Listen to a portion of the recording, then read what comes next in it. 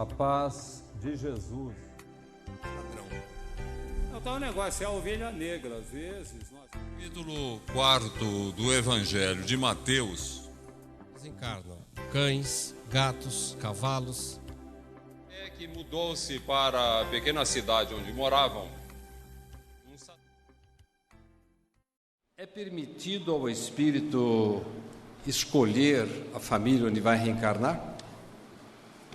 O processo reencarnatório envolve muito a condição evolutiva da entidade que vai reencarnar.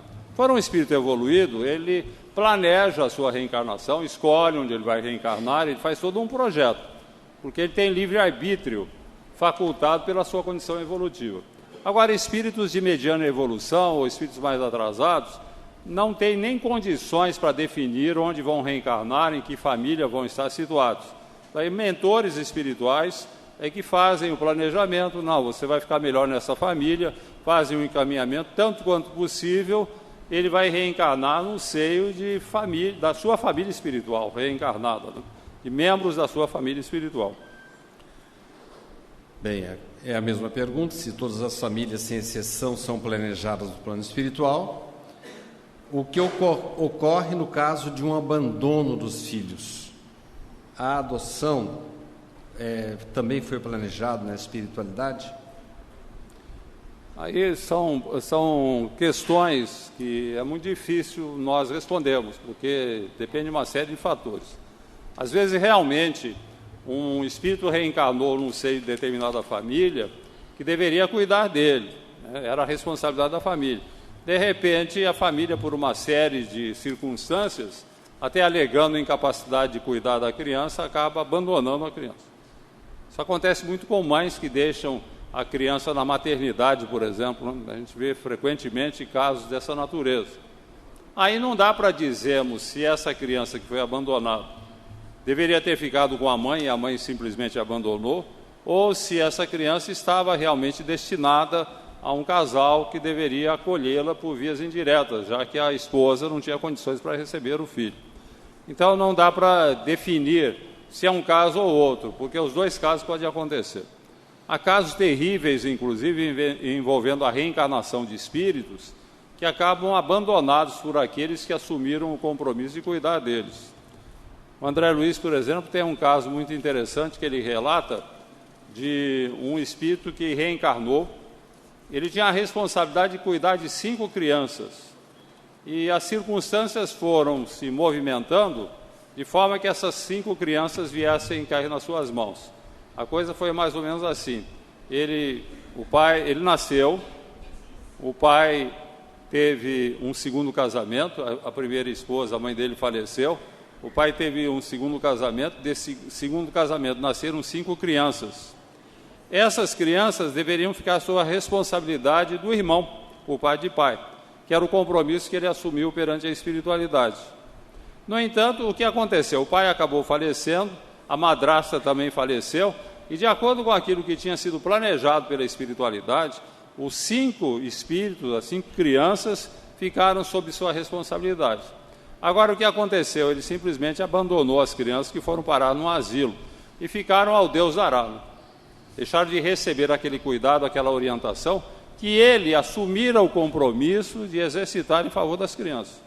Então, aqui entra o problema do livre-arbítrio, que é uma coisa complicada, porque o plano espiritual faz o planejamento, muitas vezes nós planejamos ao reencarnar o que vamos fazer, de repente chega aqui, nós nos envolvemos por desvios de comportamento e acabamos não cumprindo aquilo que foi planejado. Aliás, eu entendo que é talvez o mais grave problema que nós enfrentamos na Terra, exatamente esse, as pessoas deixarem de cumprir o que vieram fazer. Vou dar um exemplo apenas, no campo político no Brasil, que hoje está alguma coisa de lamentável a ponto de política ser sinônimo de corrupção. Todos esses representantes do povo, tanto o deputado, quanto o senador, como os governadores, presidência da República, muitos deles vieram realmente com tarefas em favor da coletividade. Assumiram um compromisso na espiritualidade, foram preparados, foram conduzidos, foram ajudados pelo plano espiritual a galgar os postos para os quais foram preparados na espiritualidade. No entanto, vemos que acabam botando os pés pelas mãos. A gente vê quantos desvios de comportamento envolvendo pessoas que deveriam ser respeitáveis pelo cargo que ocupam. O que é que funciona aí? É o livre-arbítrio, né? Porque uma coisa é nós planejarmos a nossa vida no mundo espiritual. Quando chegamos aqui, as nossas fraquezas acabam prevalecendo e entramos para o desvio. Isso, infelizmente, acontece com uma frequência muito grande, porque nós vivemos num planeta de provas e expiações, habitado por espíritos que são orientados pelo egoísmo. O egoísmo é o móvel das ações humanas, então, onde prevalece o egoísmo, onde na base do cada um por si e o resto se dane, então fica realmente complicado. Daí nós vemos esses desvios de comportamento, esses comprometimentos e tudo mais, de espíritos que vieram com tarefas definidas e se transviaram. Isso acontece também com relação à maternidade, à paternidade. Richard, o que é o culto do Evangelho no lar? E quais são as obras que você recomenda para se fazer o culto? O Evangelho no lar é uma prática que vem sendo disseminada no movimento espírita muito boa.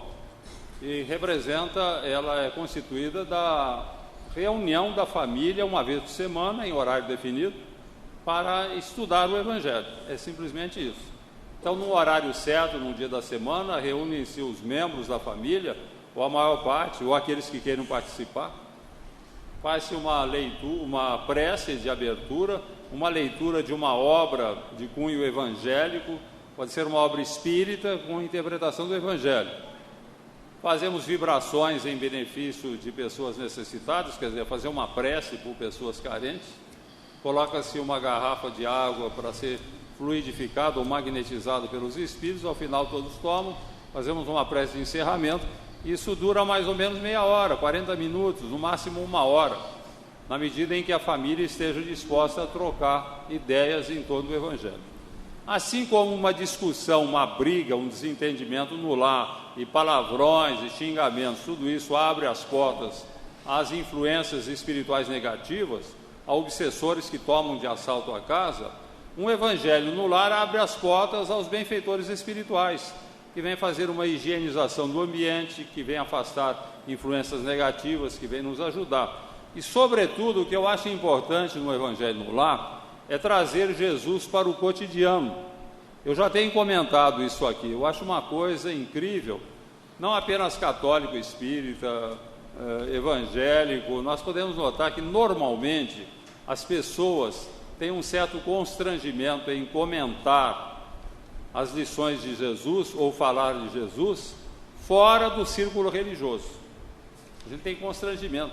Quem é que fala em Jesus no círculo profissional? Você está numa atividade profissional, acontece um probleminha qualquer, ou uma conversa qualquer, Jesus sempre, nas suas parábolas, ele tem orientações para tudo aquilo que acontece na terra, para todas as nossas atividades. Eu poderia pegar uma parábola evangélica e falar, olha, Jesus falou assim, assim, assado, resolvendo o problema que foi proposto, ou a solução para alguma situação que está sendo apresentada. Mas quem é que faz isso?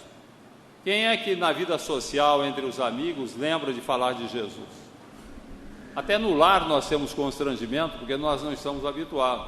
Nós não sabemos trazer Jesus para o cotidiano. No entanto, Jesus não falou de coisas transcendentes do céu.